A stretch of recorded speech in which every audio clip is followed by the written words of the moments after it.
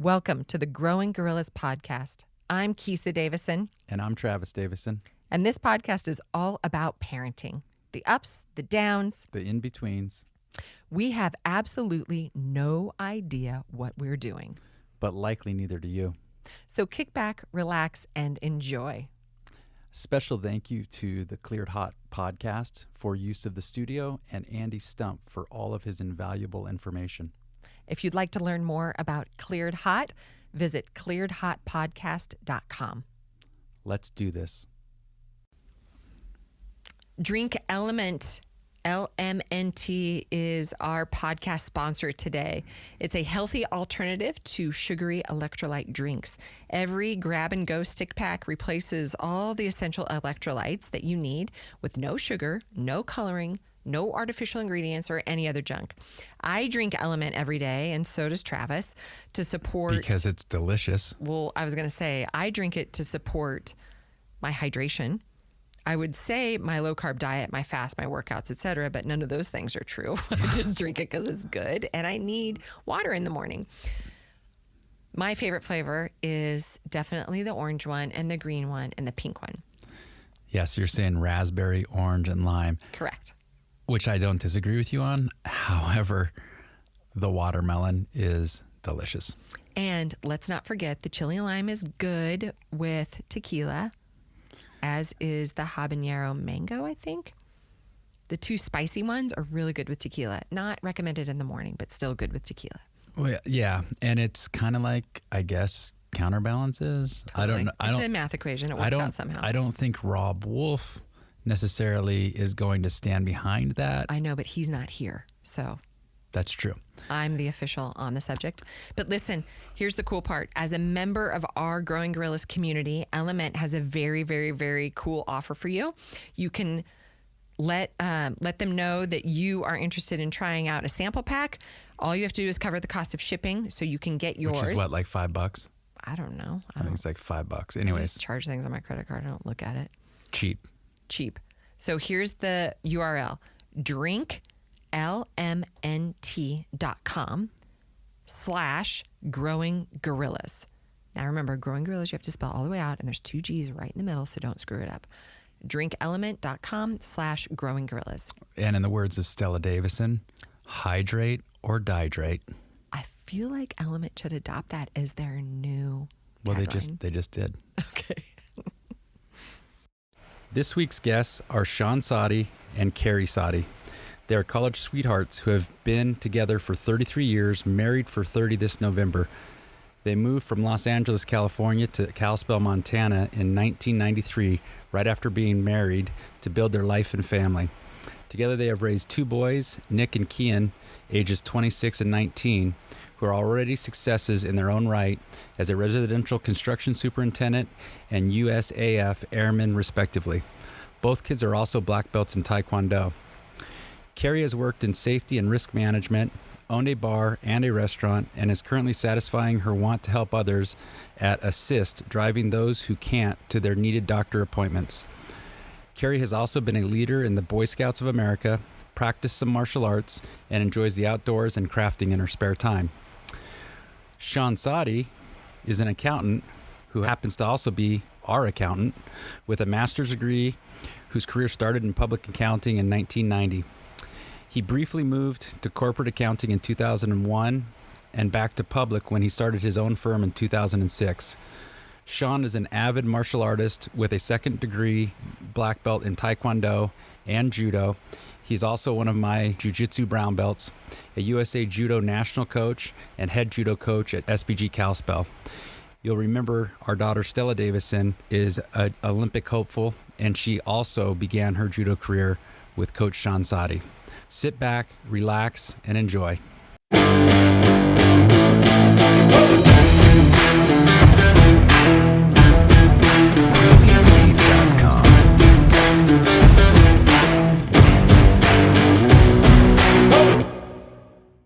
Oh, this is so weird Why is this weird? because I fucking hate hearing myself. Okay, We also hate you. Thank you. Sorry, I couldn't It's okay. resist. I couldn't resist.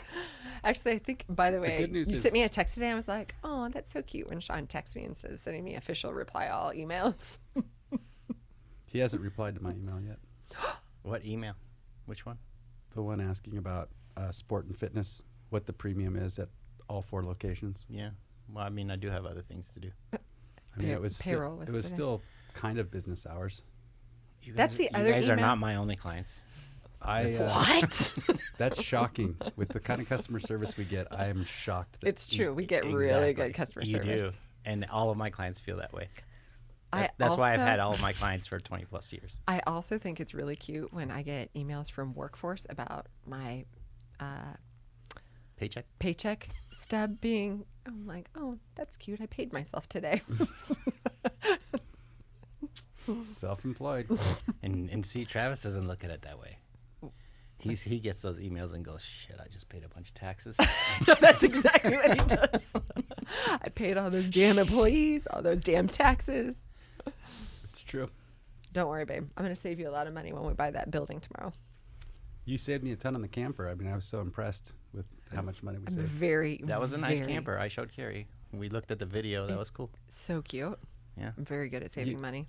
You have to look at the savings. I've learned that instead of looking at what she's spending, I'm like, well, how much did you save me? She's like, well, I saved you a lot.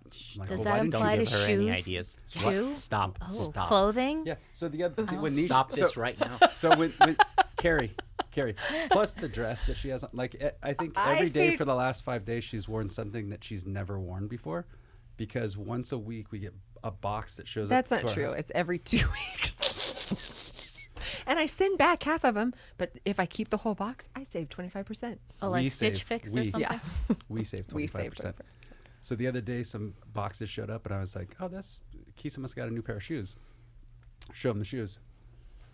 She did, and she's like, "Do you like them?" I'm like, "Yeah." She's like, "Good, because I got 2 pairs. This one has closed-toed, and the other one is open." Every color. BOGO. Buy one, get one half off. Thank you, Sorrel. Anyway, It's a quality shoe. stay tuned If for more savings. That tips makes you from feel good. It's a Kisa. quality shoe. It is. It'll last me forever. No, Okay, Carrie so, knows how to well. how to save money. Y'all got nothing on saving. She knows how to save, and yet she still knows how to fill her closet with shoes. Well, the good news is And Nick's closet, and Keen's closet, Yeah. and the coat closet. Yep. Kisa decides she wants something, and then she's really patient. So normally, like, I'll have like 2 or 3 months notice. Like, if she wants a new house, she'll usually give me a deadline, but she always gives me at least a couple of months. And then if she needs money, like small amounts of money, like $80,000, she'll text me and be like, "Hey, can you help me get $80,000?" Sure, I'd love to, honey. When do you need it by? 1 p.m. today. Yeah, I'm usually on those threads. I was going to say, have you met our accountant? he's Yeah. 'Cause he's the one who says to me first, you need $80,000. I'm like, okay, please hold. Hey, babe, what's going on? We make it work. Yeah, It does work. it does work. It has worked really well for quite a while. I guess with that intro, we should do an official intro because we never really know what Michael's going to include. Like that whole savings information might be part of the intro Yeah. It might be. Might be a podcast on how to save money. or a little outtakes. I love the podcast with your Nana because that just kept going, and you guys took your headset off, and everybody, and he just recorded it, and it was all on the podcast. It was Yeah. awesome. That whole And it was- conversation afterwards. That was the gem there. I thought it was Yeah. that conversation at the end. That was really Okay. cool. So I kind of feel like every episode, I end up introducing what the podcast is. I don't feel like we need to do that anymore. Wait a minute. I thought we're Speaking- silencing our phones. Well, we did, but it's Big Daddy Joe Davison. I'm scared to answer because I don't think he went to work today. No, I saw him throughout the day when I would come home. Well, at least he's come to the gym and lifting weights. He Yeah. was standing there the other day, and I said, "Hey, Joe, those weights aren't going to lift themselves. Get busy, young man." He does lift. But, I mean, the gist of the podcast is Kisa's brainchild. Obviously, kind of an offshoot of the kids martial arts program, which Sean was somewhat instrumental in the kids program, because I don't know if we've had this conversation where Sean was like, kids are where it's at. Like, you need kids. You have to have kids. It's true. And it was also you the were first. very reluctant, by the way. Well, yeah. I remember. Do you coach 23 and 4-year-olds? I was going to say, twice a week? admittedly, Sean, how many kids are in your kids program? There's quite a bit, but I don't teach any. Right, exactly. Got somebody else to do that for me. Exactly. Efficiency. You could call it that. But so Keith's idea was we should do a Growing Gorillas podcast because there are so many future parents, current parents, former parents out there. And we're all kind of in the same boat, which is it's a pretty hard job and there's not a real good manual for how to do it. And as coaches at the gym, we get it daily, right? Where other parents come to us as if we have some secret because we're coaching their children and their children respect us when they're in our classes. What I try to explain to them is, but have you seen my kids when they're in my class? Like, it's not, we don't have a magic power. We're just not you. Like, we're not your parents or your kids' parents. But so we started having people on here just to talk about the mistakes, talk about the successes, and hopefully somebody finds something in it that's either validating or reassuring that they haven't completely failed, that they're not a dumpster fire. But then also maybe mistakes we've made they could avoid. We're like, oh yeah, remember that time we left the kids in the hotel in Vegas and the police called me? Like that kind of stuff. I was like, that never happened. Oh, wait. Yeah, that did happen. So anything you want to add to that? You did a good job. You did a great job. Cool. So the other thing that most of the guests, not all, but most of the guests have had in common is they either have kids in the program or they train themselves. So there's also that tie-in with martial arts, jiu-jitsu specifically. And in your guys' situation, we're actually above the Taekwondo studio. Yes. Spent many, many years here. Right. In this building. So you guys clearly thought at some point that, getting our kids in martial arts would be a good idea. It wasn't necessarily with us, wasn't necessarily jiu-jitsu. Well, you weren't here yet. Yeah, no, I'm not. Just saying, you weren't here yet. I mean, may have been a completely different scenario had you have been here before. But also that you guys trained with your kids. We in did. both locations. Eventually. Really. And we competed nationally and internationally. Yeah, Canada, that's international. It's across the border. You Yeah. need a passport now. Yeah. Well, and then, the other thing too was, Stella's been on the podcast. We talk about Stella all the time. You were Stella's introduction to Judo, right? First coach. So there's that. And then, like we were talking about earlier, you happen to be our accountant too. Now, I wear kind of a lot of hats, don't I? You do. Yeah. Well, I prefer the relationship one above all. And you're one of Trav's brown belts Yes. in jiu-jitsu, black That's belt true. in judo. Yes. And Kari, you've got I've got a stripe. Woohoo! first of many. But you trained Taekwondo for how many years? I went up to yellow belt, Okay. and then I got hurt and had about 2 inches range of motion in my leg. Couldn't go up the stairs, and decided I had to walk more than I had to do Taekwondo. So that ended that. At what point did you guys decide that it was a good idea for your boys? Oh, I guess we should say, right? 2 boys. 2 boys. Nick and Kian. 26 and 19. So you survived Yes. at least to 18. Oh, absolutely. Yep. Nick actually decided he wanted to do it. We went to one of the New Year's Eve where you get the little button first night. Oh, yeah. They don't do And those anymore, do they?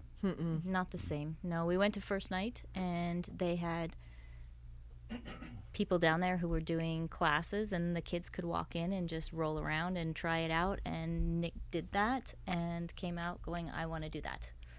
I want to go do that. Yeah, he was 6. And so that's how it started. He actually started us, and he went for a while himself before Sean got involved, and then eventually I got involved, and Kian got involved, and the whole family has a black belt except for me. Or more than one black belt. Yeah. So So Kian decided to get involved, and you guys are like, yeah, sure. I mean, hockey, swimming, baseball, taekwondo, sounds good. Or was it a weighing out of some of the benefits? It was a lot of weighing out of some of the benefits, but I think if we go back a little bit further from my perspective, because way before Kari's time, in my household, my older brothers are also 5 and 7 years older than me. And they both did martial arts. Like, my brother did taekwondo. My oldest brother, who's 7 years older than me, Steven, did taekwondo when he was in the Naval Academy, because I think when he was a teenager, I guess, he was in the Naval Academy, and he did taekwondo there. And then when we came back to the States from living in Iran for a few years, my other brother, Jeffrey, who's 5 years older than me, he, in Los Angeles, started to do Kempo karate and those kind of things. And then we were all big fans of, everybody talks about Bruce Lee and all this stuff. Well, that was our Saturday. That's how we spent. We used to watch Black Belt Theater, Kung Fu, the show. I mean, we were totally into, that's what we did. Did you guys tie handkerchiefs around your head and Yeah, kind wrestle in the dining room? Yeah, well, no. No wrestling. No wrestling, really. Just, Punching and kicking? pretend like we could fly across the room kind of thing, when really we could only go like 2 feet, But it looked good. In your minds, you were amazing. Yeah, so that was, and then I had some exposure to it as a kid too, judo actually, but the more or less the like taekwondo and kempo, just from watching my brothers and then just playing around with it a little bit. But I never really took to it. I was more actually into soccer. I played a lot of soccer when I was a kid, and then when I went to high school, I got into swimming and water polo. I did that for 4 years all through high school, and then still played soccer. But the martial arts, for me, was always fascinating. I always loved it. I did see it as kind of like a means of discipline, I guess, kind of. And so anyway, when we moved here in the early 90s, I didn't know about Big Sky Martial Arts. But as a matter of fact, we moved here in 93. I think that's actually when he opened. Well, Nick wasn't even born till, what, No, 96? he's 95. 95? Nick was born 95. Yeah, so I'm just trying to think, like, when we came here, even for me to seek it out or do anything with it, it didn't exist, I don't think, because I think he opened actually right around then. But that does seem pretty common, though, that when the kids start to get into sports activities, you're like, oh, yeah, there's a whole world outside of what I know as a young adult or just new parenting. It's like, hey, there's this cool thing called Boy Scouts. Right. Do you know about it? Do you see how I segued into their Boy Scouts, too? Mm-hmm. Yeah, because that's where we did a lot of that, too. I feel like Kari. That's what she did a lot. Kari has the black belt in. Did a lot of that. From Boy 7, Scouting. Kian was 7 when he started. Nick wasn't interested. Kian started when he was 7 and went for years. And then after, even when he was done with it, then I kept going. And I did 14 to 21-year-olds, and we did high adventure. I was a venture crew leader. Several 50-mile trips, 60-mile trips, kayaking down the North Fork. Missouri, what's that river? The Missouri River. Mm-hmm. That was a canoe trip. That was 50 miles down the Missouri. Mm-hmm. We did 55, 60-some miles in the Bob Marshall hiking. Saw the Chinese Wall. That was awesome. You did? Yes. That's on That my was a bucket dream. list. That was a dream when I first came here and saw that picture. Me It too. was something I wanted to do. I never really imagined that I would get the chance to do it. And then one year when they were putting together what they wanted to do for the summer, they said, let's just go do the Bob Marshall. I'm in. It's the only way I would have gotten there. So it was great. I loved it. I did more stuff as a scout leader than I ever could have planned on doing. Like, we went to the airport, and all the scouts got to go and stand in the middle of the runway and wave and talk to the guys in the tower standing on the middle of the runway, and all the planes were waiting for us to do our thing, which would never happen. That's so now. cool. Yeah, it was fun. Scouting was Probably a lot of fun. never would happen now, would it? No. Yeah, we still know Rob. We can make it happen. Yeah, that's true. What, you want to do it? I mean, kind of. The fire trucks are fun too. The equipment sheds are awesome. The equipment is taller than you are, so That's crazy. Yeah. had some good times with scouting. I mean, it's kind of a joke that our kids, not really a joke, but, you know, our kids teach us so much and our kids help us learn.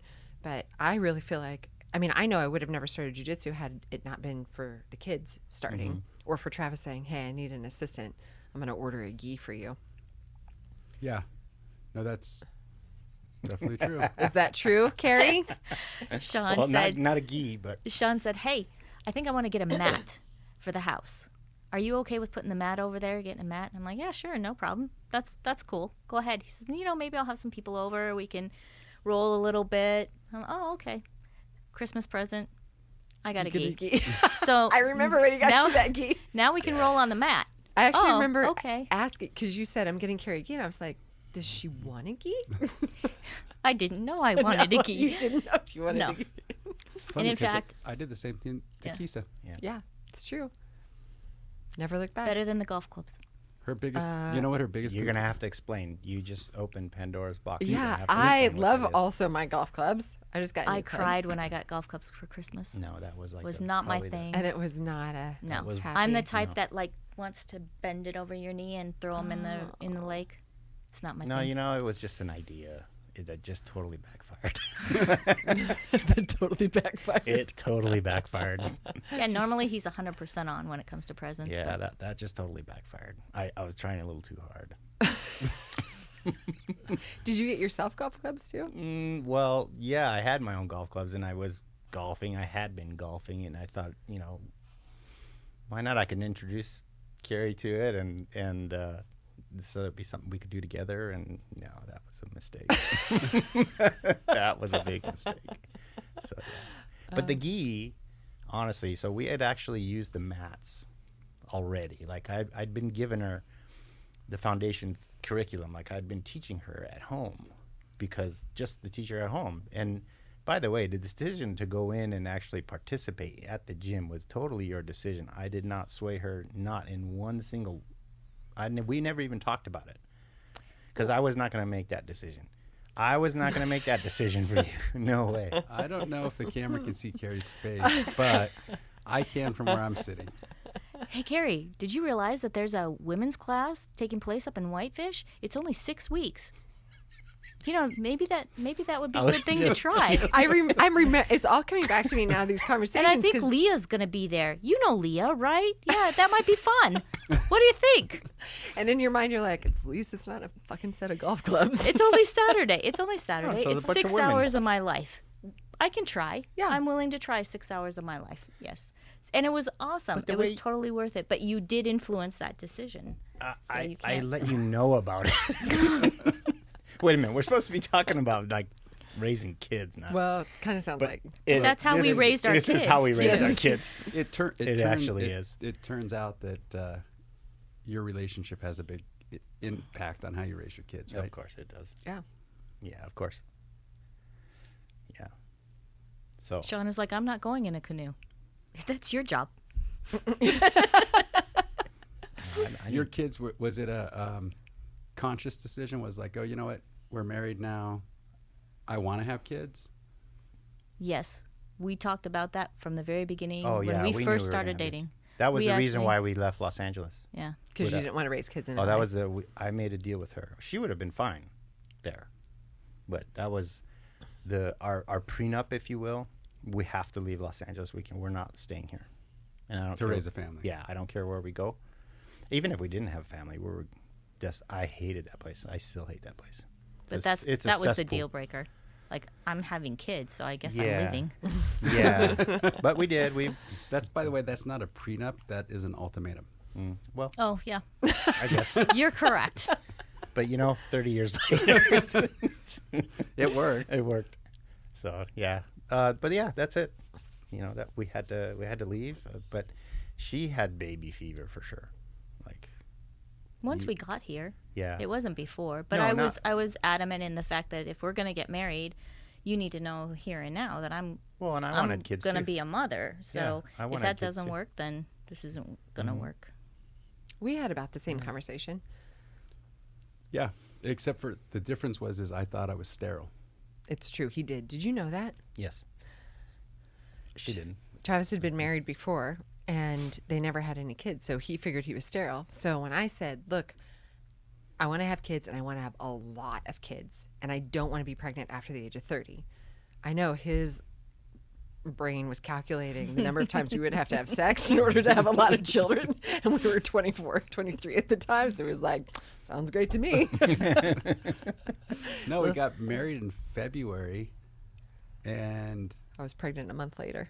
yeah, so I was wrong about the sterile thing. You just needed the right kind of fertile ground. Guess so. That's what we like to tease the kids. Well, we don't tease them. It's a fact, actually, that none of them were planned. They were all wanted. None of them were planned except for one of the twins. We just don't know which one. Right. Exactly. Our boys were planned, but That's shocking. You planned something? yeah. What, Yeah. What's the age difference again? 7 years. What? That's why, a big why spread. wait so long It's a big between spread. kids? That part was not intentional. Okay. Um, You didn't have sex for 6 years? no, it took. We had to do all kinds of timing stuff that you have to do, taking temperatures. I was on, I think, a total of 3 different medications in probably 3 different doses through each of them, and you have to wait a certain amount of time before you can start the next one. And Was that with Nick? no, that was with Kian. The second one. That was with Kian. Right. Yeah, And trying to get pregnant with Kian the second time was very difficult for some reason. but not with Nick. Nick, we thought about it, and like the next day, it's like surprise, you know. Yeah. And yeah, so having Kian took effort, and it took a lot of work, and it took a lot of time. Mm-hmm. And we didn't start right away with Nick. Nick was older, and we finally decided, I think it's probably time we should start. And then it took time, Gotcha. so it ended up being 7 years. Mm-hmm. Was that age gap, how did that impact the way that they interacted? Were they... Go ahead. It was like having 2 firstborns because they each had their own way of doing things. They were opposites. And they're still opposites, but they flip-flopped in the middle. Nick was outgoing and wanted to do every sport when he first started, and now he's more of a homeboy. He likes to be at home. He likes to be with his friends, his girlfriend, and not really do a whole lot of social stuff. Kian started out wanting to do scouting and hiking and climbing and all of the outdoor stuff that Nick wasn't interested in, and now he has flipped, and he became this total computer nerd guy and is now going to be making a living off joysticks. So they ended up completely doing a 180 in their own lives. So How much of that do you think was influenced by each other, and how much of that was just them? Like, how tight are they? How close is their relationship? They have a close relationship, really close relationship. And it's the same when I look at my older brothers. They were only 2 years apart and constantly butting heads, constantly, even to this day. I mean, they're in their 50s. And they're still fighting. And what's the age I spread don't think between they never you stopped. They and never Jeffrey? stopped. 5 and 7 years. Okay. and Okay. they're 2 years So apart. Yeah. But my relationship with both of them was always very good. Well, because you whether have it such was I was the baby of the family or whatever. But, and you have such a charming personality. I do. That too. No, that's why I asked, because I have 3 siblings as well, but we were all 2 years apart. Mm-hmm. So even my youngest sister is only, 6 years younger than me? Yep. And then with our kids, it was the same. In fact, some of our kids aren't even 2 years apart. In fact, None of them None of them are. I mean, it was 4 kids in 3.5 years. yeah, 4 kids under 4 Mm-hmm. at the same time. So, but that was intentional, because that was what I experienced growing up. And I was like, oh, but then they're all friends and they're all the same age and they'll play with each other, and which they do, but they also fight with each They other. butt heads a Yeah. lot. Yeah. I think it does help a little bit that there's several different combinations of ganging up on each other. So, you never really Spread know. the love. Yeah, is it going to be 2 versus 2 or 3 versus 1, or are they all going to build a fort together? Well, I know, like with my brothers, watching them grow up,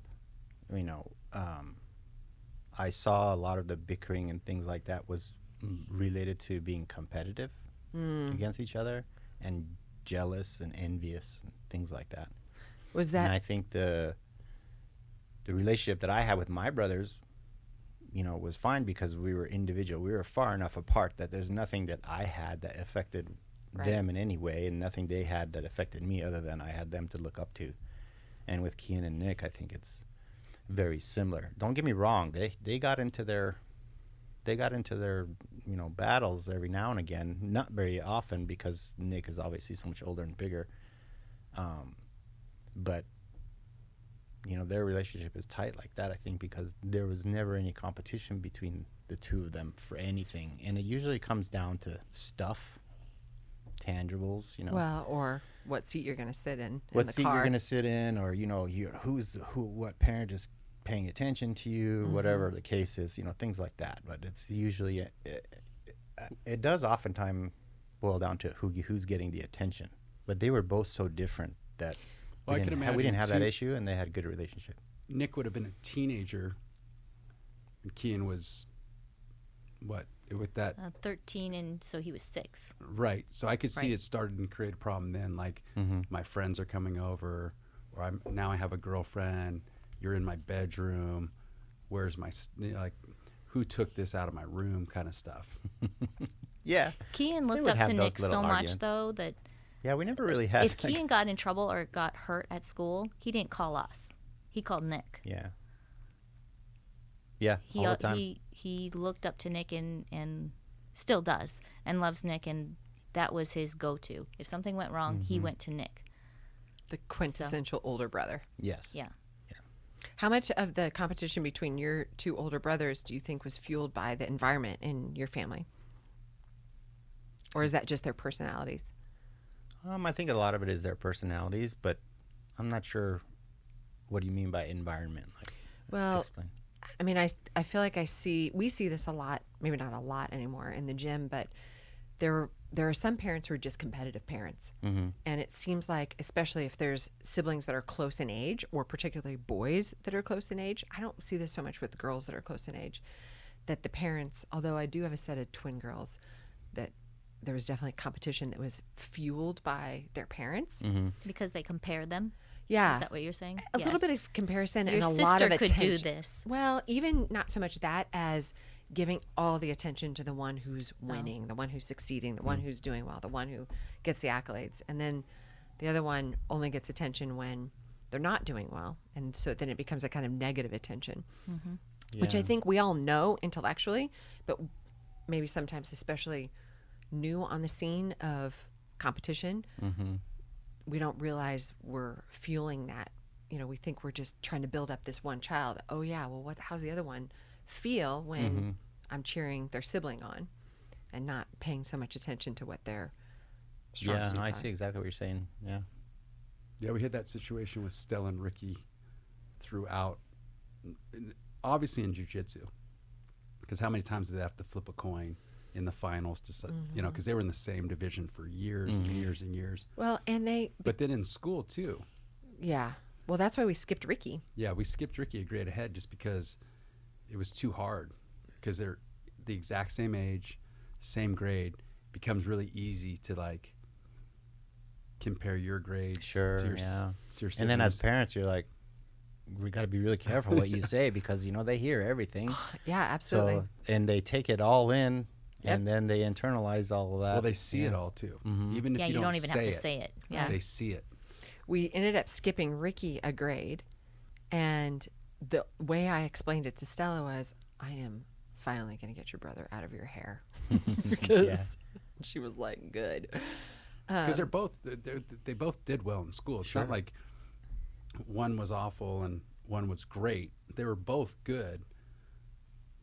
But Ricky when it comes to math and things like that, he was just Oh, ahead all of the his- all the things that are easy to assess. Yeah. His fashion style, but they don't Yeah, we grade on didn't that. have we didn't have any of those issues. No, because they were totally separate. We had- Nick's we actually had it pretty interests easy. were different than Kian's, and so why Nick didn't need to be jealous or upset if we were saying, "Hey, that hippo looks so good." There was no like, well, what about my hippo? Because he was way beyond hippo. Right. So there wasn't that kind of friction in our household. Yeah.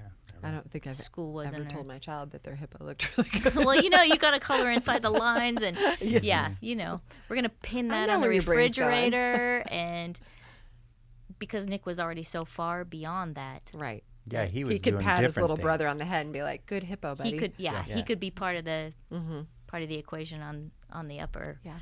Yeah. That was. I have a huge age spread with my siblings, and I mean the youngest ones are 14 years younger than me, and so they were like my little buddies. When I was in high school, Caitlin and Gentry, my twin sisters, would ride in the back of the car all the time. They thought that was the coolest thing. So there's never competition. Yeah. I mean, even as adults, there's. Yeah, I they were, still pat them on the head, except they're 2 Did feet they taller tell you than me. you're not my mother? No. My little brother used to say, "You're not my mother," Oh, really? because I would mother my younger sibling, but I don't think Kian ever felt that way. No. Maybe that was the boy-girl. Maybe. difference. Well, and they're 2 years apart. Ah, the 2-year difference. Yeah, there's benefits I think to. I think that plays a huge part in it. I think so yeah, too. your sisters were 9 when I met them. I know, and they were into the Spice Girls. I know. Really? Yes, Yep. they were. Travis and they had. I mean, think about 9. So he marries into the family. My youngest sisters are 9, and then they go through their like gawky, dorky teenage years, and Yeah. he was there to witness it. Wow. Wow. It's hard to believe. Now they have kids. And I remember walking in to the house because they were all there when Teddy was born, and I think it was Gentry who was like walking the floor with Ted. So Ted, this 8-pound baby, and my sister Gentry's all of like probably 62 pounds, right? She's all just skin and bones and legs and teeth, and I don't even remember what she was singing, like some Shania Twain or Whitney Houston or some like really big vocal song. Fucking. Probably way out of key. I don't know that I've heard your sisters sing. But Oh, if their voice is anything like yours, it's angelic, I'm sure. angelic. Gentry actually taught me. I can't sing it now. Okay, I'll get it and I'll sing it. I will ask her and I will sing it when we have your parents on the podcast because your mom will love hearing my voice. Yeah, my mom thinks you have a great voice. His mother yells at me every time I sing. Shut up. Okay, back to your children. So now Kian is, 19. 19 and in the Air Force. and that's the joysticks for a living. Yes. He's a refueling specialist. Boom operator for another term. So it's like video games, only somebody could die if you screw up in real life. Well, no, I Or don't just think. fuel I gets mean, spilled. Yeah, just fuel gets spilled. I mean, he's basically Yeah, but in those charge are really of, expensive planes too, though. I call it the high cost. the tanker's penis. He's just. Beep. I do. Beep. I'm like, There's you're the in bleep. charge of the tanker's penis, and he's got to aim it in the hole. And So sex ed on a big level. yes, He's in the big gas plane, the plane that the carries tankers. the gas. They're Yes. called tankers. Yeah. And he yeah. uses joysticks to deploy the boom, and the boom attaches to the front of the jets, and the gas gets transferred to the jets. So I think we all saw that. that's Didn't we gonna see be that his in job. Top Gun I believe so. Wasn't that one I of the believe scenes there's in a Top scene Gun? in there. where they get Yeah, if I refueled? remember right. Mm-hmm. So, computer games actually can translate into making a living. It's true. Yes. Well, it just that eye-hand coordination. But yeah, he's always been kind of a military brat. Like he loves anything to do military. And if you He grew up on Call of Duty. he did play a lot of Call of Duty, but he also did a lot of field stuff like paintball, airsoft. Oh, I mean, right. you know, We've Yeah, I gone through remember 2 that. ghillie suits. I mean, yeah, like been out there and some pretty heavy duty competition and stuff like that, and he just loves it. He told us that we were talking to him last night because he just got into Oklahoma, and he was telling us about his living arrangements and what they've got going on there. So he's got it pretty good, according to him. He's like, this is so much better than Lackland, or Lackland. He didn't like Lackland in San Antonio, Texas. After boot camp, he had to stay there for a few weeks, and he didn't enjoy that at all. But for one thing, he was really bored. But now he's got stuff to do. And the first thing he told us yesterday was like, there's a paintball field nearby. I'm going to buy a car just so I can go to the paintball. I'm like, Ken, you're there for training for how long? Well, I could be here for 5 or 6 months. I'm like, you still don't want to go buy a car. What are you going to do with that thing? I'll sell it when I leave. And sure enough, he probably will, because he sold a bunch of stuff when he went from San Antonio to Spokane. Before he went to Oklahoma, he sold off all the stuff that he had there, so he didn't have to haul it. I like the way this kid thinks. So yeah, sounds like savings to me. Yeah, he's and cars are a great investment. Uber's Exactly. way too expensive, Dad. I'm just gonna buy a car. But thankfully, he's the kind of kid where he like messages me all the time. What do you think about this? What do you think about this? And so we have a chance to talk and interact. I mean, ultimately, he's going to decide whatever he decides. He's always been that way. And but he's also very what's the word I'm looking for? Like he wants that feedback to make sure, he wants that reassurance to make sure that he is making a decision. And if I don't give him a good enough reason not to, then I mean, he'll still make his own decision. But it sounds a lot like the relationship we have with our accountant. Mm-hmm. Maybe. It does transfer. I mean, you guys except are for kind the of like my times- kids. Except for we typically make our decision And then and then tell them about it. So we're not really looking. So for I mean, that could probably potentially be somebody. We get feedback. That could but be, We right. get feedback, but we're not looking for feedback. Right. So Wait a minute! I never give you unsolicited feedback. What are you talking about? Hey, I generally No, keep there's to just Did myself. you guys start another business? No. That never happens. I get a phone call, usually a text message. Oh, by the way, did Trav tell you? That's what it starts with. Oh, so it's me. That's what it always starts with. You know Oh, who starts? Oh, by the way, did Trav tell you? Do you know who starts all those businesses? See, this kind of like sounds like a sibling thing going on right now, doesn't it? I mean, we're talking about raising kids, so what do you think, Mom? It's it's about right. It's about right. So wait, I want to go back to the video games because I feel like that is so here you are saying, hey, look at my kid, spent all this time playing video games and see how it's translated. And yet, right, the consensus, I guess, the societal consensus is that video games are bad for children. Yes.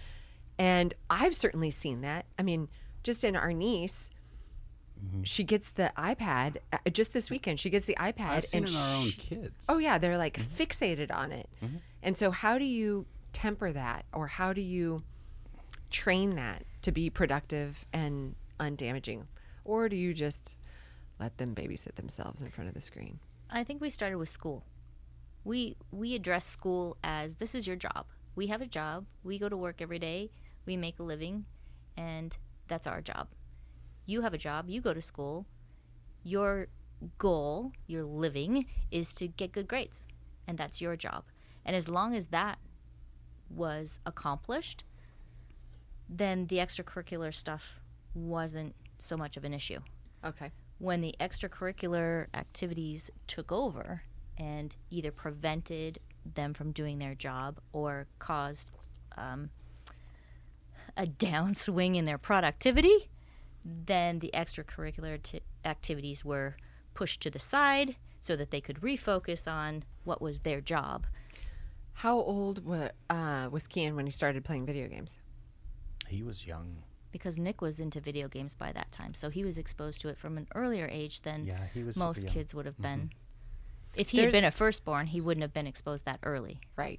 So I think, in order to understand that, and I get exactly where that question is coming from, because I would even tell my kids, like, that stuff is brainwashing you, and everybody talks about how it brainwash their kids or whatever, but they're not going to turn into no, Columbine high school shooter kind of thing. It's our focus, at least mine, whenever I had conversations with Kian about what he was doing, because I knew with Nick it wasn't an issue because he was still playing on the PS2, the Nintendo, the old gaming consoles before internet was even a thing. Right. With Kian, it was totally different because now he's interacting with people all over the world. Right. And so the discussions that I would have with him were more related to what other people are saying and what kind of information he's portraying. And, that he doesn't talk about where he lives, that he doesn't talk about what he has, that he doesn't share photos, about of his room and I would tell him why. Like, there's people out there that take advantage of this information and you get a knock on the door one day when we're not home, even though you're not supposed to open it. And he wouldn't anyway. He'd go grab the 13-inch kitchen knife first and be like this. I'm like, what are you going to do with that thing? But anyway, I digress. But we'd have the conversations. I would always have the conversations with him about that kind of stuff because I'm obviously. And so how old was he when you started having those conversations with him? I would say as early as 11, 12 years old. Yeah. Ever since he got his own computer, and then he would confine himself to that computer. The other thing that we would do with him, though, is he's a very, I don't know if you want to call him artistic, but he is kind of artistic. His art is more, computer designed kind of stuff. Like he loves graphic design. Oh, I remember when like he was doing graphic design stuff. Yeah, he's actually been paid. People have paid him to do, banners for for their YouTube pages or, whatever. And all of this stuff he's pretty much learned via YouTube, actually. A lot of his education. He taught you how to do all the instructional videos that you provide now for our employees on how to run our software. Yeah. So, and all of that, I call it education because it is what it is, right? He's learning all of this stuff. So my point being is like I tried to, the conversations that I would have with him, because I knew the dangers of the computer. I mean, who doesn't, right? I was very. There are people that don't. This is true, but I think it's out of ignorance, not necessarily because they don't. It's just a matter of like. I've never sent money to a Nigerian prince, by the way. Just I'm going to go on the record. I saw she pointed at me. I have not given money. Yeah. But yeah, we would have conversations about that kind of stuff all the time. And then when it came to his, ever since he was even younger than that, when he was a toddler, old enough to start putting those Legos all over the floor, the kid had tubs and tubs of Legos. Oh, yeah. And so that's where his creativity started. It was with the Legos. He was never a drawer. Like, he didn't draw. He didn't like crayons. He didn't do stuff like that. He liked building stuff. So it seems like really his computer games were just like the next step for his creativity. Yeah. Whereas, but even with the computer games, so yeah, he's playing computer games, and it kind of is. He says if you talk to him, he goes, "No, actually, I have a lot of skill, like the eye-hand coordination. I watch that stuff and I get dizzy. I get nauseous. Like I get dizzy. I can't even watch him play, but he does it, and his eye-hand coordination, his timing, everything is super, super fast, right? And it all has to do with that. But more important than that, it's like, okay, you can spend your time doing this, but at the same time, I really like it when you are creative and stuff like that. And so we ended up buying him the full-on subscription to Adobe, which has all of that software. It has so much software. They have so much software. So we got a subscription for him, and he's had it for like 10 years now. Like he uses it all the time. I think he was like 10 when I got it for him. So yeah, he's almost 10 years. He's had a subscription to Adobe, and he basically would. He's kind of like me. He's got multiple screens on his desk, right? I love that Sean's got 3 screens. Now I just have one big one that I can split. Anyway, 2 are dedicated to accounting. Or they used to be 2 dedicated to accounting, and 1 was dedicated to judo videos. Yeah. Or live competition, right? Right. I watch competition while I work. Yeah. Yeah. Well, now I have the iPad, the phone, and that one screen. But for that. Oh yeah, you converted to Mac, huh? I did. Yeah.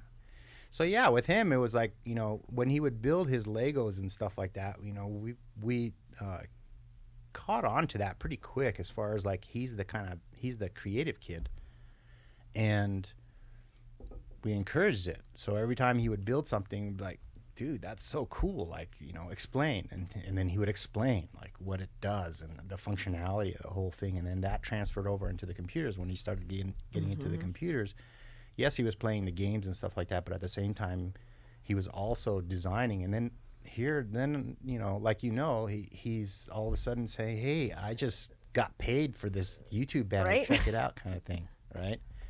And so, you know, Yeah, he would make stuff, and then they would go out in the yard, and Nick would blow it up. Yeah. So Nick originally started out wanting to be demolition. I remember, yeah. He wanted to go to Vegas and blow up buildings, and now he's actually building. Yeah. So he's, Oh, the irony. He's supervising, the building. But, you know, every chance he gets, He blows shit up. every chance he gets. I mean, we'll go out shooting, tannerite. He's got to have the tannerite. He's got to have the tannerite.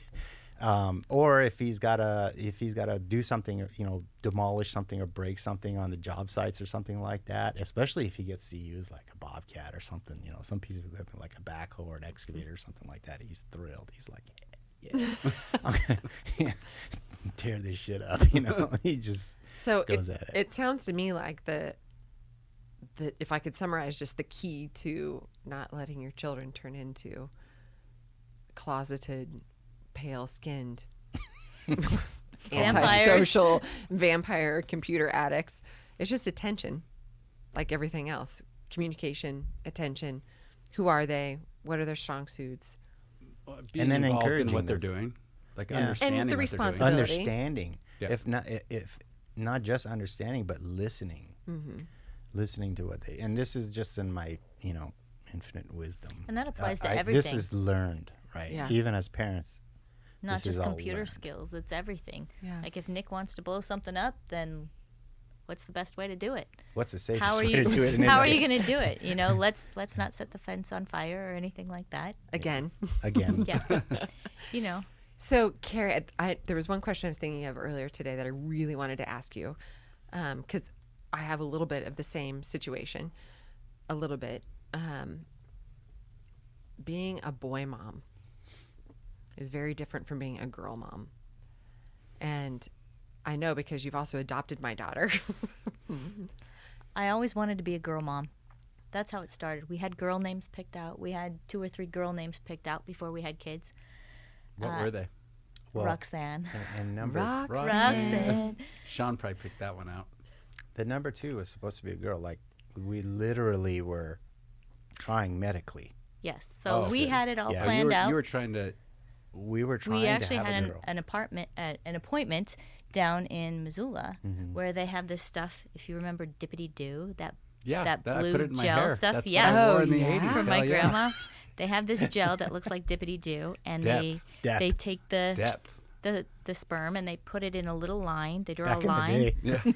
Back when I had hair. Yeah. And it crawls through this gel, and the ones that reach this line are The probably girls. the girls, The right? Because stronger they're sperm. faster, stronger, Yeah, right? the stronger sperm. So were the then they girls. suck those up and put it in you, and you're supposed to have girls then. So we had an appointment literally lined up. I had been charting temps and everything forever.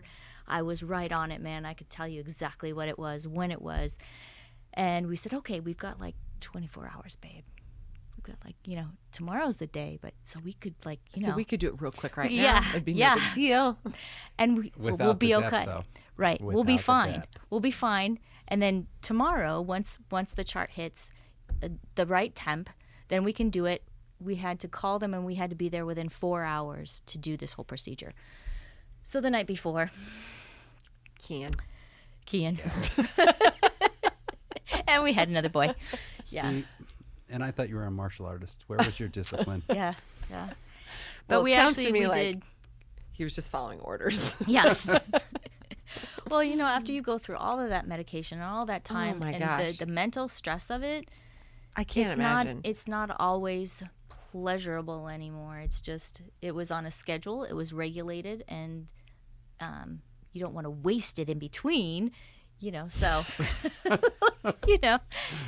at that point, it was like, hey, we've got a free 24 hours where it's not part of this schedule where we can just be you and me for 24 hours. And you and me ended up into baby makes 4. Mm-hmm. Yeah. So. Yeah. And so now, 23 years later, you're a boy mom. I am a boy mom and happy to be a boy mom. I don't know what I would have done with girls, to tell you the truth. 26 Six. years. Oh, 26, sorry. 26 years later. Yeah, I don't know what I would have done with girls because I'm a tomboy myself. I had one brother. Oh, and I'm so grateful. he used to be so mad that I would steal his friends. And I'm like, I'm not trying to steal your friends. I just want to ride the bikes with them. Come on, let's go. But we did. We went motorcycle riding. We did 4-wheelers. We did jet skis. We went on the boat. We hiked. We camped a lot. I did boy things, if you will. And I enjoyed every minute of it. I don't know what I would have done if they said, hey, Mommy, you need to braid my hair. Ow, that hurts. Like, I don't have the patience for that. I'll tell you what. Uh-oh, somebody didn't turn off their phone. I said it's on Do Not Disturb. I don't understand why. You didn't do the little red button. It says Do Not Disturb. Must be an emergency. Who is it? Amber Alert? Yeah. Kian? So I'm happy that I had boys. I can tell you from experience what happens when you don't know how to braid because I also grew up a tomboy. You just tell your daughter that she has to learn how to braid her own hair. There you go. I still to this day. I don't think there's anyone that's better than. Oh my gosh, she's the best. Stella. Yeah. You're welcome. To be able to do cornrows like that's amazing by yourself. Yeah. I mean, it takes her half an hour. That's when you have an absentee mother. It's true. You have to learn how to do it for yourself. That's just when you learn how to do it, yeah. I would put one little pony on top of her head, and I was like, there you go, looks great. And she was like, I need braids. Yeah. She was the worst when it came to dressing herself and combing her or not combing her hair. She would come downstairs with like just a mop. Yeah. And She then- figured it out. Yeah, she's fine. Yeah, Self-sufficient. we were happy with boys. I'm actually, I don't know. I think You don't have to- life would have been different with girls. And for you don't sure. have to pay for any weddings. Well, that's relative. I mean, it depends. I guess debatable, right? It's debatable, yeah. I mean, 'cause that's not the way it worked in my family. As she But knows. that was by his choice. It was. That's what I'm saying. His though. choice, That was yes. by his choice. But yeah. Well, yeah. Well, So- but you also became, I was a Girl Scout mom. None of my boys wanted to do Boy Scouts except Joe. And it was just because he wanted to do the little derby thing. Oh. Pinewood And- Derby. Pinewood Derby. That was the only reason. He saw it on some sort of TV, some movie. And then that was when he announced he wanted to be a Boy Scout. That didn't last very long. No. But Stella embraced Girl Scouts. And I was a troop leader for 7 years. But from what I understand, Girl Scouts didn't, I don't know now, but didn't get to go and do camping. Are you trying to one up me, Carrie? No, I'm saying that Just kidding. my You're best absolutely friend right. has a daughter that went all the way through Girl Scouts and loved it. But when I would go there and she's showing me her cookies and her baking badge, and that's great. And I just sewing went 50 badge. miles down Yeah. the North Fork, and it was so much No, fun. And for I sure. thought, so and a yeah. lot of that is up to the troop leaders too. And Shiloh, Fritz and I were co-leaders for all those years, and the only camping we did was like at the Girl Scout camp. I don't know if we went 2 years or just 1 year, but you sleep in bunk beds in a hard-walled cabin. There's no, or maybe we had tents, but like yurt tents, Right. Yeah. Not real tents. Nobody was pitching anything, and their idea of camping out around the cook fire was pre-prepared things that we had already put into foil, and there were taco boats, and like it was basically a Tupperware party in the woods. It was creative. Like my friend's daughter used to make some really creative stuff. So For sure. that part was kind of cool. I've got that creative part, and I would like to do that, but I had the boys who would bring stuff to throw in the fire to make it change color. So there was that too. It was just on a more Big Bang Theory Right. going on in the fire. Honestly, I don't have much experience with the Girl Scouts since then, and that's been 10 years at least. But they were kind of changing from teaching girls to be homemakers to teaching girls to be entrepreneurs, which, I mean, there's some benefit to that as well. But there's still, now that I'm thinking about this, there wasn't a whole lot of emphasis on how do you survive in the woods. Like, because when I was in Girl Scouts, we had to learn to use a compass, and we went hiking and camping all the time. And yeah, we did sewing and cooking and all that too in the wintertime. But in the summertime and the spring, we were doing all those outdoor things. And there's just not a heavy emphasis on that. Well, now the Boy Scouts have picked up the slack because it's co-ed now, which caused a big stir. But now the girls, if they don't want to be in Girl Scouts and they're more outdoor oriented, they can now be in Boy Scouts. Do they still call it Boy Scouts? Yes. Yep. Yeah. But for now. they have all girl troops. I would have been a Boy Really? Scout, but it was all boys. But don't you remember they had campfire girls and boys when we were growing up? Yes. But I don't know what that was. I think that was the never- combination I of don't know the any two. of that stuff. I was not a Boy Scout. Were you, Sean? Beverly Hills 90210. Oh, 210. Yeah. No Boy Scouts there. I was not a Boy Scout either. But now that they let women in, I would love to go back and try it. You mean girls? That was the campfire kids we missed out. I said women.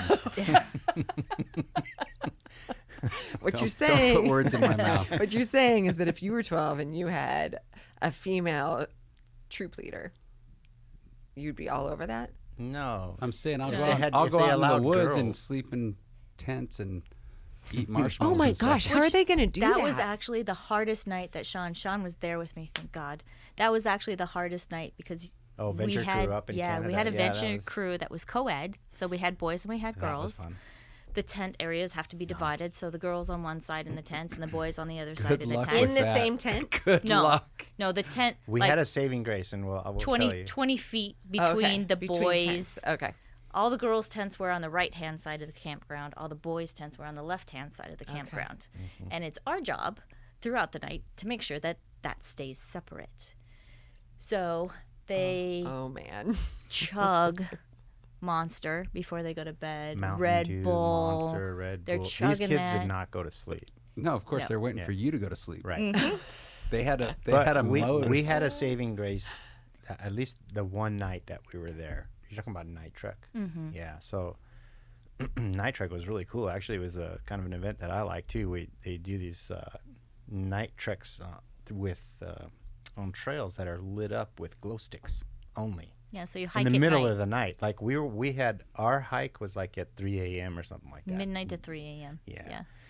But anyway, our saving grace there it was pouring rain, like just pouring, and it was so cold. We were sitting in our car. We were sleeping in our car. She had that Well, we expedition were or supposed to whatever. we had a tent. We had a tent, but it was completely like our. Where were the kids Everything. sleeping? Well, they had their tents, They but had all everybody their got tents. flooded out. Yeah. So all of us were sitting. We would take turns with the heater on in the car. It was. So we could keep an eye horrible. on them that night that way. Yeah. But anyway. But the night that it didn't rain, it tested our patience. How old were the kids? not at just the our time? patients, all the Anywhere from neighbors' patients 14 too. to 20. Oh, my God. God. That seems Yes. like the worst idea ever. But the night trek made up for it. It we was were fun. we were in Canada, and it was the northern lights were going off overhead, Oh, and we were beautiful. hiking. And at each station, they would teach you something new or give you a challenge that you had to do, and it was worth it. Pretty much. That still sounds like a terrible idea. So when she asked me I mean, to go the I next want- time, I'd have said no, thank you. I'm not kidding. Like, I would go back and be a Boy Scout if I could hang out with 20-year-old women. But Hey, They all got along great. They knew the rules. They, for the most part, you got sent home in disgrace. Like, we would call your parents from Canada. a and 20-year-old, like, Yes. I'm not really going to be that disgraced. Like, oh, you called my mom and dad. Like, I'm 20. What do I care? we didn't have 20-year-olds. Though. Yeah, Venture Crew goes up to 21. I know, but you we, had to be who out did when. we have that was No, he was maybe 19. Even at 19, Right. I was married. Still, I was married yeah. the first time at 19. Yeah, but they weren't. Yeah, they we know weren't. how that and- worked out. Yeah. Ouch. That was rude. No, that's just what you tell your kids if they're going to get married when they're 19. Okay. My grandma got married when she was 16. It's different. I mean, it's 3 I don't years mean, I don't younger. know how, but I'm not as good 'Cause at it was a numbers as different you are, but it generation. is different. Yeah. It's It three. wa- It's it was three a less different- than 19. different generation. Well, that was the acceptable. They that were was adults the then. norm. Okay. I think it's time to get to our questions. Oh no. Oh, okay. I know you've prepared for these. Oh no. The first one's actually my favorite question. Okay. And Sean, I feel like this is right up your alley. So don't blow it. A theme song for your life as a parent. Oh no. You knew this was coming. Don't act surprised. No, I didn't. You've listened to the podcast. I before. have. I have listened to all of your podcasts, but I just smudged my glasses, Oh. so I can't answer He's your got- question. Okay, Carrie, you can Distraction. go while he's fixing his Theme glasses. song for what? Theme Say that one more song time. for your life as a parent. Song that sums it up. Carrie, how about you? I didn't know that was going to be a question. I didn't have a chance to prepare. So bad with You're song so ba- names you're and not- stuff. I You am can so just bad. sing He's it. the encyclopedia. Staying Whenever alive. I don't Staying know, I'm like, alive. what song is this? I ask him. Staying alive, staying alive. That's a good one. Yeah. Okay, I've got to think. You got to give me half an hour. The podcast is only an hour. Grease your Trying to gears. drag it Grease your on. gears. Hang on. I don't know. I really don't know. Theme song. I don't know. Everybody was kung fu fighting. I was based on Carrie's story. I was thinking Love Shack. That's a good one. That being is a that good way one. you just listened to that this morning too. Love the B-52s. What was your biggest failure? Like, if you had to pick like one moment in parenting where you're like, damn. I'd like it I redo. handled- Mulligan. I don't think there was one I was thing gonna in say the same particular. I know, but But I think there was one that one sticks out. consistent thing that was consistent through all of my failures as a parent is I think that anxiety over the situation caused me to either lose my temper or even if I wasn't mad, raise my voice and become overly emotional about what it was. That's a And I good think one. if I had a chance to go back and turn back time and do it all over again, I'm still kind of that way, but it's something that I consciously work at. And I am emotional, and Sean is always telling me now, don't stress out about this. Did you ever break a But- wooden spoon? No, I broke 3 but against door jams. I have slammed doors and stomped down the stairs and Downstairs. yeah. So Yeah, I don't know that there's one moment. no, but that's consistent through my early we are consistent. early parenting is We're that I very would do that consistent. over. I would do that over because it What would accomplished you nothing. do? What would you do differently? How would you handle that kind? I mean, I would be like Sean. Sean is is my that really a good idea? no with the kids So when the it boys came would to have the two kids. dads. I wish my temperament was more even. Gotcha. If I was more even keeled because I'm high or I'm low Okay, so now depending on the situation and I've never done this before. I'm asking follow-up questions to our big questions. Go for it.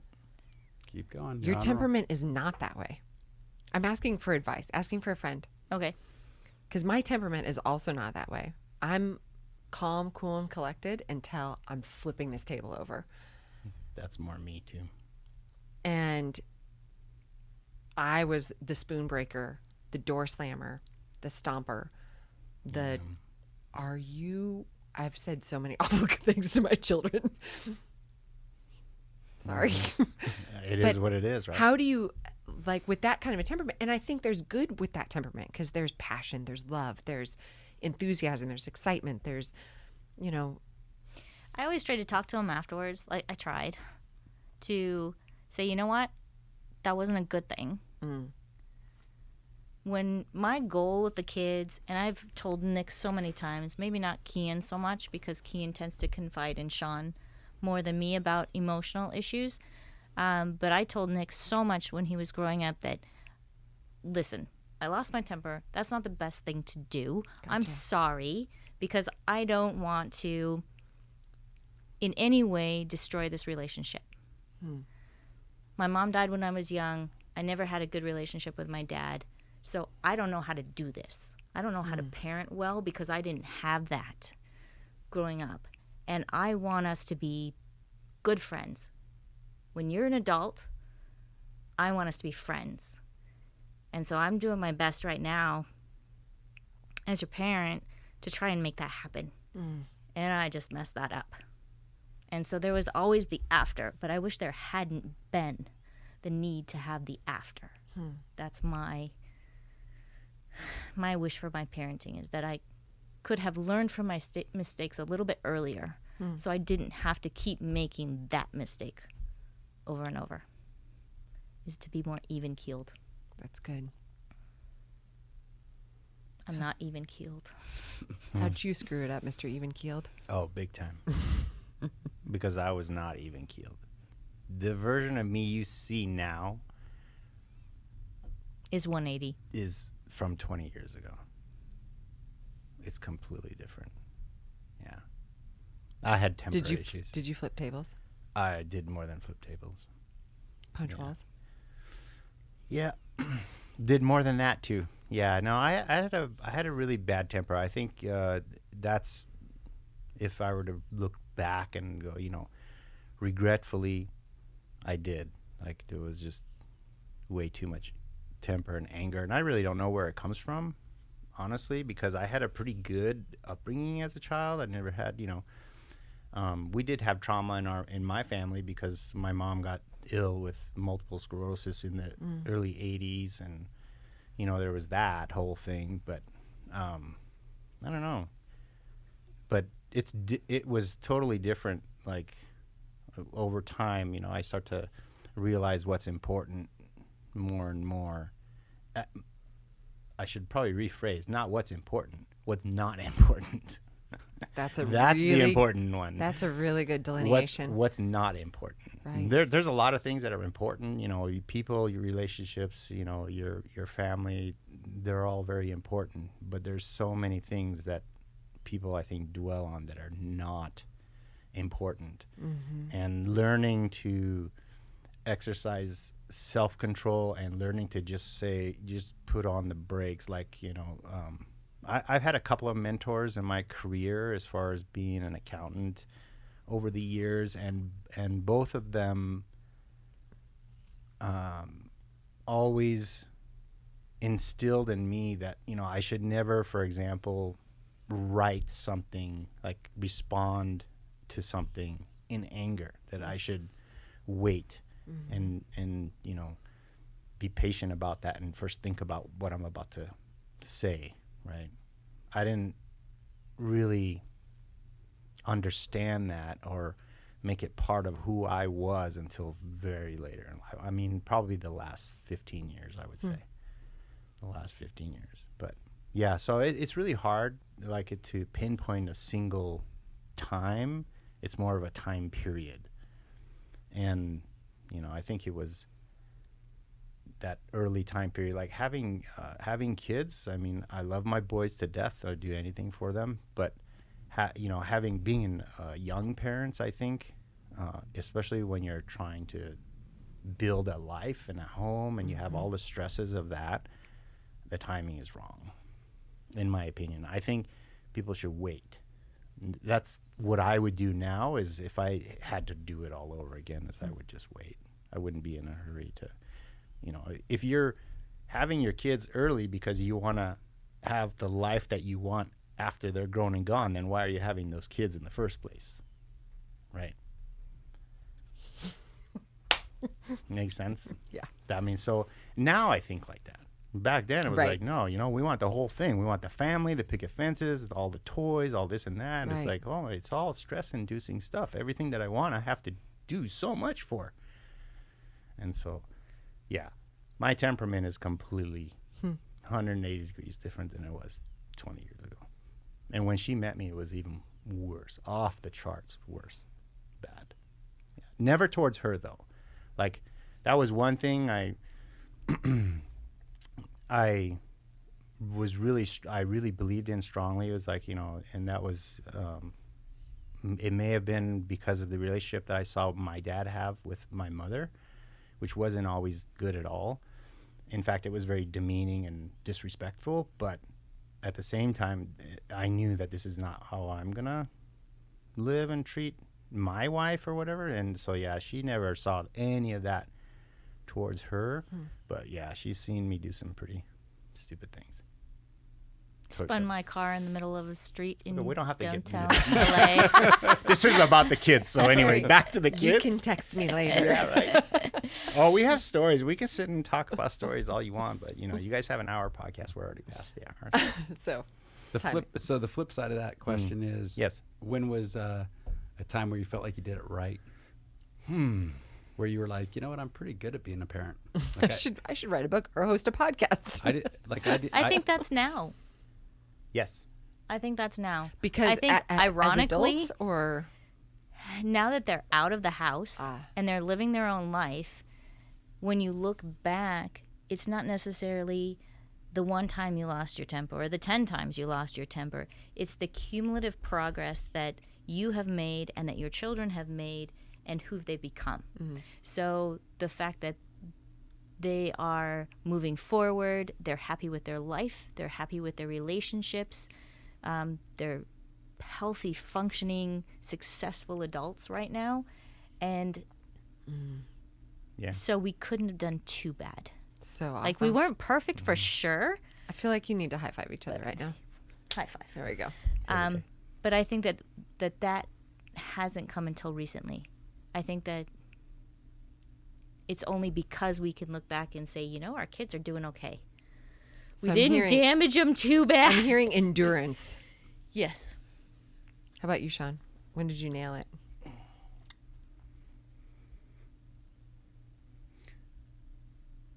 I don't know. I'd hate to say that I agree with Kari. Once you but started I working agree at with home, Kari. I think there was.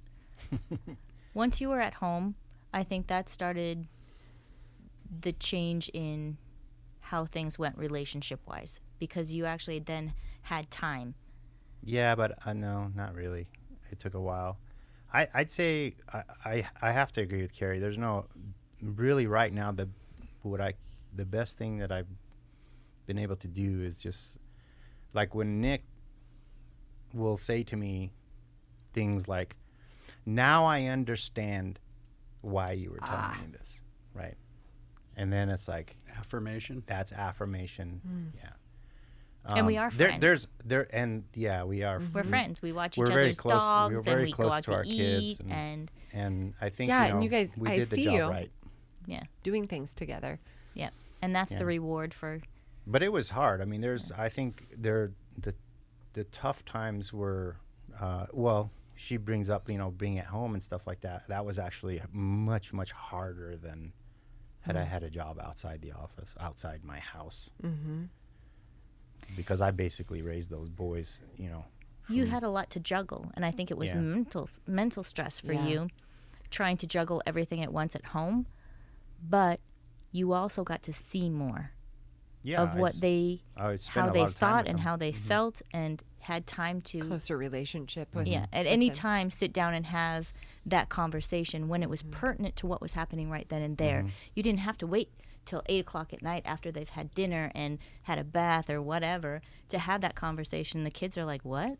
Like, that happened That's 7 hours ago. right. What are you talking? Like, We're it's already over it, Mom. gone." So I can actually think of now. I've just been thinking about it while you're talking. Is like specific things that I don't know that that necessarily means that I did it right, but a proud moment, like was when Nick bought his house. So when Nick bought his house, we had this thing where like, okay, I bought my first house when I was 24, and he was trying to do the same thing. Like, How old and was he did 24. Oh, He nice. did it. Yeah, he did it. Like 2 or 3 days before his birthday, Yes. they closed on that house or whatever. But he bought So his he was first actually house. earlier than Sean. So younger than Sean Yeah, when he bought yeah. the house. So that was Yeah, he his wasn't like 24 yet. He was 20, 23. Yeah, he so was that was 362 days old. something like that. Yeah. And with Kian, even though it was not probably, but definitely the hardest day of my life ever was when we left him for him to go to basic training. It was a super proud moment. Then I was like, damn, this 19-year-old kid is heading off by himself, like sight unseen, people unknown, and And not just he's going to not- college, but actually going into the military. Yeah, which is something he's always wanted to do. I mean, we knew that. It was just a different branch. He wanted to go into the Coast Guard, but it was too And competitive. before that was Army, though. No. Well, no, when the fair would come around, like he had to go to the Army Yeah. tent and get the dog tags, and like it's always been military That was the first stuff. thing he showed us, by the way, when we saw him in Yes. Spokane, was look at Look. here's The my real dog, deal. got his dog Aw. tags out. I'm like, you Yeah. know why you That have is- those, right? Just keep them in your shirt. Let's not bring those up again. But no, so- he's proud of him, and that was a very proud moment, even though it was very upsetting, and I was just like we were both devastated. But it was still a very proud moment, and I think those two instances with both those kids probably were the highlights, I guess. Is seeing their success. Yeah. Because their success Yeah. becomes ours too. Of course. We get to celebrate their success. I'm still going to come back to you on the theme song thing, so it just won't be today. I need to figure out a theme song. I'll probably be like, like, hey, Trav, what is this? And I'll have to tell him. He will. He's really He good will. at that. He's very good at that. Okay, this is The end. the drum roll. Oh. Your golden nugget. Yeah. Oh. It's hard to drum roll on that, huh? Golden Your nugget. golden nugget. You've got one elevator speech piece of advice to give everybody who's listening. Or let's rephrase that. One piece of advice to give to your sons as they're getting ready to become parents. One thing that I you love got that. I love that. that you got from somebody That is else good. or that you discovered on your own, that if you could tell your children about parenting, what would your one piece of advice be? You go first. He's so generous. Mine is easy. My answer is easy. Well, then you go first. So what I've learned from being a parent, and I guess I can thank my boys for this because they are 7 years apart, is encouragement. That's the word I would use, I guess, to sum it all up is, don't sweat the small stuff, because at the end of the day, none of that matters. Anything, especially that's out of your control, doesn't matter. But if they display something that they're interested in, whatever it is, and that interest may change, like with Kian, it changed over time, although not so much. I mean, artistic, like computer artistic stuff and military, he's kind of always been into that. But encouragement, like just encourage your kids if they have something and they're being productive about it. Encourage them. Whatever it is, it doesn't matter. I like that. Yeah. I have to go back to grandma. So I was very overprotective of Nick. Very, very overprotective When he was of a Nick. baby? Yes. Okay. The whole Always. time. His whole life. Always. She still Till is. he was like He's 26. He's 26 and she Yes. still is. So, yes. And my grandmother used to get so mad at me. She's like, put that child down, because I would carry him everywhere. And to the point where, like, nobody else got to touch the baby. Like, this is my child. I'm Mama Bear. Don't touch my kid. And so she would get so upset with me. Put that child down. He's never going to learn to walk if you don't let him down. Put that child down. And she used to say that all the time. And I'm like, Grandma, I only get to carry him for a little while. He's only going to be a baby for a little while. I want to carry him. Put that child down. And it translates into their whole life. You have to let them learn to walk. You have to let go in order for them to succeed. Even though you want to hold on Yes. to them because they Even smell so though- good and they're yes. so sweet and they love you so much. Well, they smell so good up to a point. Yeah, teenage So- boys don't smell good at all. Oh, I know. Ours have cologne obsessions, so I don't know. But they Put that child down. Yes. Put the child down. And she meant it right then and there, quite literally. And I didn't listen. but I wish I had. I wish I had been a little bit more go fly. I mean, I always said it, but my actions didn't always translate into, here, go get muddy, go get dirty, go, Go eat rocks. Oh, he did that. No, he did that. I know. No, he didn't. But There's Yeah. an X-ray somewhere that proves it. so it kind of ties into what Sean is saying, is that in order for them to really blossom, to have something to encourage, you have to let them go and find their thing. It's really funny, like, because I've heard people on the podcast talk about it too, right? I mean, really a common theme, and it's a common theme at the gym too. It's like, just let your kids fail, Right. just let them smack their head on the freaking concrete. I mean, yeah, they might need stitches or whatever. As long as they don't die, they're okay. They're gonna, they're gonna get something. Keep it between the out of that. lines. Yeah, And I mean, in order for them to fail, you have to let them fly. you do. Yeah, and then when they do succeed, build on that, encourage, and I'm talking like this now. 20 years ago, this was not me. This is something that I've learned, and I think as a podcast that's more for parents than it is for kids, obviously. That's the thing. Like, if people, how the kids will oftentimes say, if I understood what my parents were telling me back then, now, Right. How different it would be. Well, look, people, we're telling you, you have all kinds of people on this podcast that are telling you, whoever's listening to this, it's not too late to change. It's not too early to change. Just take the advice. It's pretty much standard across the board. I mean, everybody really says the same thing. Yeah, never met anyone who didn't have that experience where they're like, man, if I would have just listened to my uncles, or if I would have just listened to my dad, or Right. like, we all go through that phase where we're like, Sure. yeah, that doesn't apply to me. He doesn't know what he's talking about. Yeah. Until you get to that point and you're like, oh, Damn it. you're right.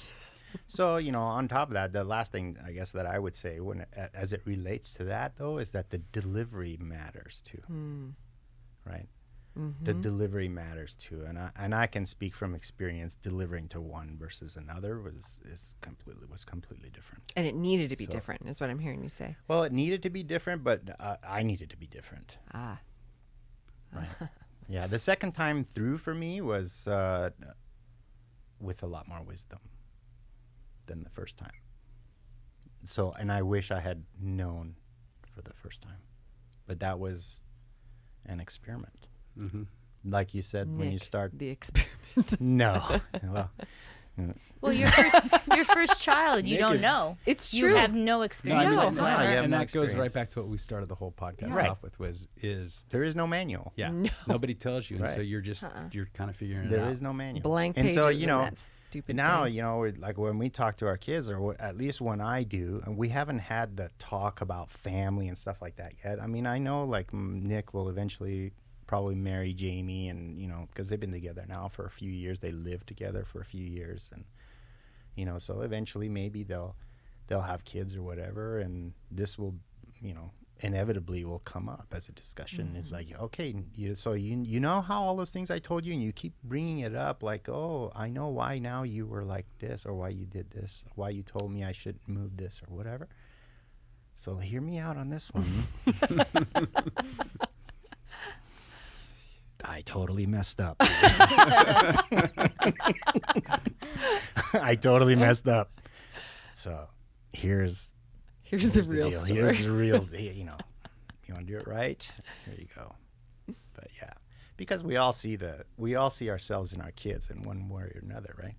So And hindsight's 20/20. hindsight's always 20/20. Always. Unfortunately, I'll never be able to regain that. But Well, thank you guys.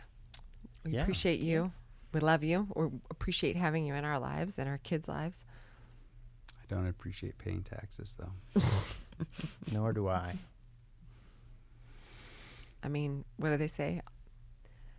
Death and taxes, the only two things that are certain.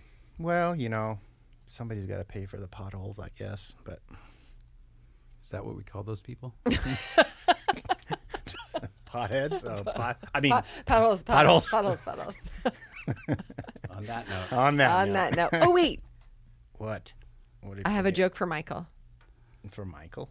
What do you call a dog with a low voice? A subwoofer. Michael hates our jokes. But we still tell them to him. Thanks for joining us today.